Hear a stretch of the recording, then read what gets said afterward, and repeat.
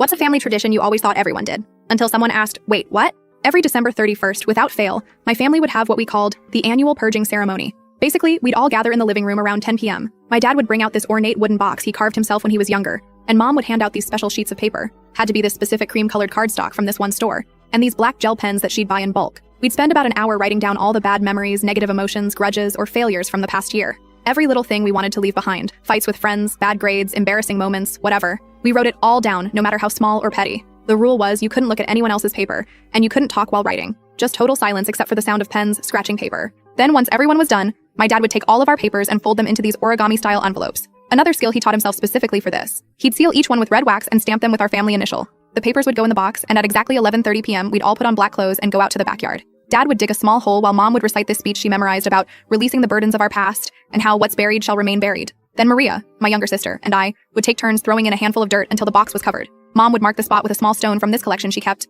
and by midnight we'd all be back inside drinking hot chocolate and talking about our hopes for the new year. I literally thought everyone did something like this. Fast forward to my junior year of college. I've been dating Nicholas for about 8 months, and things were getting pretty serious. He invited me to spend New Year's with his family, but I said I couldn't because I had to be home for our family tradition. When he asked what tradition, I explained it to him exactly like I just did here, not realizing how freaking weird it sounded until I saw his face. He was just staring at me with this look of complete disbelief, like his eyes were wide, and he kept opening and closing his mouth like he wanted to say something but didn't know where to start. I was confused because in my mind this was totally normal. He finally just said, wait, what? You guys bury your bad memories in your backyard? Every year? In a ceremony with matching outfits and a speech? When he put it like that, it did sound a bit intense, but I defended it, saying it was just our way of letting go of negative stuff and starting fresh. I even told him how our backyard had nearly 20 little stone markers from years of ceremonies. That's when he asked if we ever dug them up again, and I was like, OMG no, that would defeat the entire purpose. They're buried for a reason. Nicholas got really quiet and then carefully asked if my family was part of some spiritual movement or alternative religion. I laughed and said no, we were just regular people who happened to have this tradition, but he didn't seem convinced. The real moment of horror came when Nicholas asked if I could show him a picture of the backyard with all these memory graves, as he called them. I scrolled through my phone and found one from the previous summer,